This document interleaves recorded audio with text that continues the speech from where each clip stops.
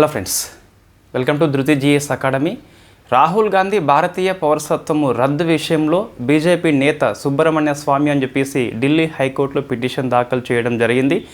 Next week విచారణకు వస్తుంది. ఈ నేపథ్యం లోపల భారతదేశం లోపల భారతీయ పౌరసత్వ రద్దు అనేది ఎలా ఉంటుందని చెప్పేసి డిస్కస్ చేయాలి. జిఎస్ పాయింట్ ఆఫ్ వ్యూలో వెరీ ఫేమస్.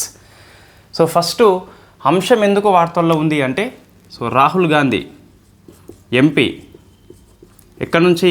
మీరు ఆన్సర్ చేయండి. రాహుల్ గాంధీ 2 చోట్ల పోటీ చేస్తే ఒకటి వదులుకున్నాడు, ఒకటి ఉంచుకున్నాడు. రాహుల్ గాంధీ ప్రజెంటు ఏ నియోజకవర్గం నుంచి ఎంపీగా పనిచేస్తున్నాడు? ఒక ఎంపీ మన రాహుల్ గాంధీ. ఇన్ఫ్యాక్ట్ ఇతను ఒక బ్రిటిష్ కంపెనీ, అది బ్యాక్ యాప్స్ అని చెప్పేస్తున్నది. ఓపీఎస్ ఇది. బ్యాక్ యాప్స్ అనే కంపెనీ లోపల తన యొక్క జాతీయతని బ్రిటిష్ వాడిగా చూపెట్టుకున్నాడట. నేషనాలిటీ ఏదైతే ఉందో అది బ్రిటిష్ అని చెప్పేసి ఫారం ఉంటుంది కదా, ఆ ఫారం లోపల ఫిల్ చేయడం జరిగింది. కంపెనీ మనకి వార్షిక రిటర్న్ అని చెప్పేసి ఎవ్రీ ఇయర్ దాఖలు చేస్తాం కదా, ఆ వార్షిక రిటర్న్ లోపల కూడా తన జాతీయతని బ్రిటిష్గా చూపెట్టాడు అట. దీని మీద ఢిల్లీ హైకోర్టులో బీజేపీ నేత సుబ్రహ్మణ్య స్వామి కేసు వేయడం జరిగింది. నెక్స్ట్ వీక్లో విచారణకు వస్తుందట. మనకి ఇది current issue. GS point of వ్యూలో చూస్తే భారతీయ పౌరసత్వము రద్దు అనేది ఎన్ని విధాలుగా ఉంటుంది. మనకి 1955 సిటిజన్షిప్ యాక్ట్ అని చెప్పేసి మనం పార్లమెంటు చేయడం జరిగింది. పౌరసత్వం విషయంలో చట్టం చేసే అధికారము పార్లమెంటుకే ఉంటుంది. ఏ ఆర్టికల్ చెప్తుంది అంటే ఆర్టికల్ నెంబర్ 11 అని చెప్పేసి ఉంటుంది.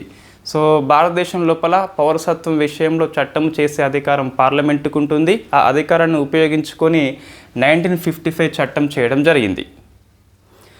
ఇందులో ఫస్ట్ వస్తుంది రినౌన్సియేషన్.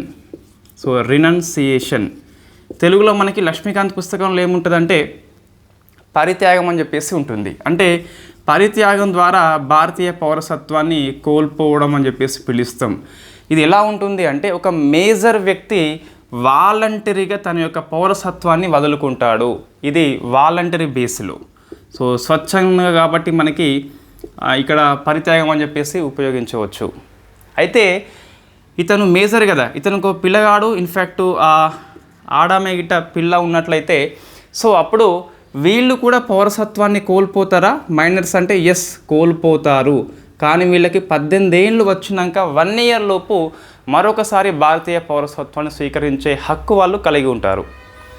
మేజర్ వాలంటరీగా వదులుకున్నప్పుడు తమ యొక్క పిల్లలు కూడా మైనర్ అయినప్పటికీ పౌరసత్వాన్ని కోల్పోతారు వాళ్ళ యొక్క ప్రమేయం లేకుండా. కాబట్టి 18 ఏళ్ళు వచ్చినాక మేజర్ అయిపోయిన తర్వాత 1 ఇయర్లోగా మరొకసారి వాళ్ళకి అవకాశం కల్పిస్తారు.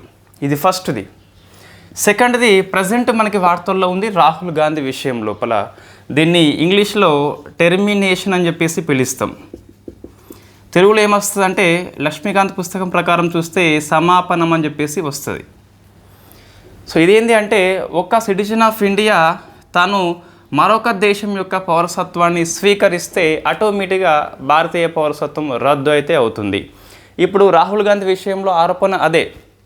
ఒక ఇండియన్ సిటిజన్షిప్ ఉన్నది, బ్రిటిష్ ఇది వచ్చింది కాబట్టి అంటే స్వీకరించలేదు. మనకు కంపెనీలో తన రిటర్న్ దాఖలు చేసేటప్పుడు తనకు భాగస్వామ్యం ఉంది కాబట్టి నేషనాలిటీ విషయంలో బ్రిటిష్ అని చెప్పేసి రాయడం జరిగింది అట. అందుకోసం అని చెప్పేసి మన సుబ్రహ్మణ్య స్వామి కేసు వేయడం జరిగింది. ఇది 1955 చట్టం చెప్తుంది. ఇంకా మనకు రాజ్యాంగం లోపల ఆర్టికల్ నెంబర్ 9 కూడా ఉంటుంది. 9వ ఆర్టికల్ ఏంటి అంటే, విదేశీ పౌరసత్వాన్ని స్వీకరిస్తే భారతీయ పౌరసత్వము రద్దు అని చెప్పేసి ఆర్టికల్ నెంబర్ 9 పేర్కొంటుంది. కాబట్టి రాహుల్ గాంధీ విషయంలో మనకి 2 గుర్తుపెట్టుకోవాలి. ఆర్టికల్ నెంబర్ 9 గుర్తుపెట్టుకోవాలి అండ్ సమాపనం అని చెప్పేసి గుర్తుపెట్టుకోవాలి. మూడవది రద్దు చూస్తే మనకి డిప్రివియేషన్. డిప్రివియేషన్ తెలుగులో విహీనత అని చెప్పేసి పిలుస్తాం. ఇక్కడ మనకు 5 రకాలుగా రద్దు అవుతుంది. ఇవి 5 టైప్స్ కంపల్సరీ గుర్తుపెట్టుకోవాలి. 5 టైప్స్గా ఇండియా పౌరసత్వం రద్దు అవుతుంది. ఫస్ట్ చూస్తే, ఇతను పౌరసత్వం స్వీకరించడమే ఫ్రాడ్ అయినట్లయితే, అంటే తప్పుడు ధృవపత్రాలు సమర్పించి పౌరసత్వం తీసుకుంటే గిట్ట ఫ్రాడ్ అని చెప్పేసి ప్రూవ్ అయితే రద్దు అయిపోతుంది. ఫస్ట్ది.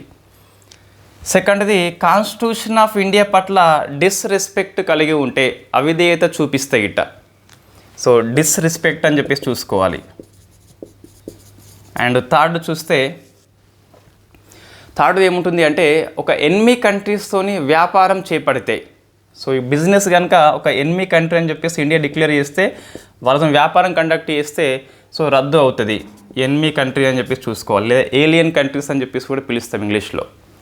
సో ఫోర్త్ది వరుసగా 7 ఏళ్ళు, సో వరుసగా 7 ఏళ్ళు భారతదేశం యొక్క అవతల ఉన్నట్లయితే వాళ్ళ పౌరసత్వం రద్దు అవుతుంది. బట్ కొన్ని మినహాయింపు కనిపిస్తుంది, కొన్ని ఎగ్జంప్షన్ కనిపిస్తాయి. ఏంటి అంటే అతను భారతీయ ఎంబసీ అంటే మనకు బయట రాయబార ఆఫీసులో వర్క్ చేస్తున్నట్లయితే, గవర్నమెంట్ ఆఫ్ ఇండియా తరపున అఫీషియల్ వర్క్ మీద విదేశాల్లో ఉన్నట్లయితే, లేదా విదేశాల్లో కొంతమంది దుబాయ్కి లాంటి వలస వెళ్ళిపోతారు తన ఉపాధి కోసం అని చెప్పేసి, వాళ్ళు ప్రతి ఇయర్ ఆ భారతీయ కన్సులేట్ ఆఫీస్ లోపల రిజిస్ట్రేషన్ చేసుకోవాలి కంపల్సరీ.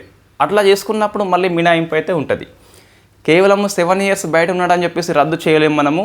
ఈ 3 కండిషన్స్ కనుక ఫుల్ఫిల్ చేయకుంటే అప్పుడు రద్దు చేయవచ్చు. నెక్స్ట్ 5th చూస్తే, వాళ్ళు ఎవరు ఈ రద్దు ఎప్పుడవుతుంది అంటే రిజిస్ట్రేషన్ ద్వారా కావచ్చు, లేదా న్యాచురలైజేషన్ ద్వారా కావచ్చు, పౌరసత్వాన్ని స్వీకరించినప్పుడు ఏదైనా ఒక దేశంలో 2 ఏళ్ళు శిక్ష పడితే వాళ్ళది రద్దు అవుతుంది. ఏమంటున్నా అంటే, సో నమోదు కావచ్చు, సహజీకృతం ద్వారా పౌరసత్వం స్వీకరించి 2 ఏళ్ళు కనుక శిక్ష పడితే గిట్ట ఏదైనా కంట్రీ లోపల వితిన్ ద 5 years లోపల, అంటే పౌరసత్వం తీసుకున్నాక 5 ఏళ్ళ లోపల 2 ఏళ్ళ కంటే ఎక్కువ శిక్ష పడితే గిట్ట వాళ్ళది రద్దు అవుతుంది. ఈ 5 కండిషన్స్ కనుక ఉంటే రద్దు చేయవచ్చు. సో ఇది మనకు డిప్రివేషన్ అని చెప్పేసి పిలుస్తాం.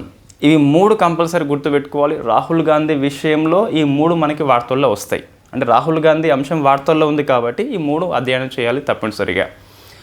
నెక్స్ట్ చూస్తే మరికొంత మనము కరెంట్ అఫైర్స్ చూస్తే 2023 కరెంట్ అఫైర్స్ చూస్తే ఇందులో పౌరసత్వం వదులుకున్నది ఎంతమంది అంటే 2.16 లక్షల మంది.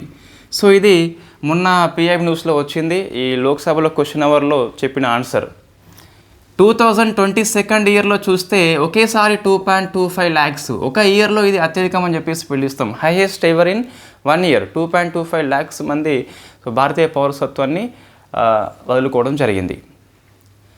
పాలిటీ గ్రూప్ 2లో 50 మార్క్స్ అనుకున్నట్లయితే 30+ questions కంపల్సరీ కరెంట్ ఇష్యూ నుంచి వస్తాయి. కాబట్టి ఏదైనా అంశం వార్తల్లో ఉన్నప్పుడు ఆ అంశాన్ని కొంచెం మిగతా అంశాల కంటే డెప్త్గా అధ్యయనం చేయాల్సిన అవసరం కనిపిస్తుంది. So thank you very much.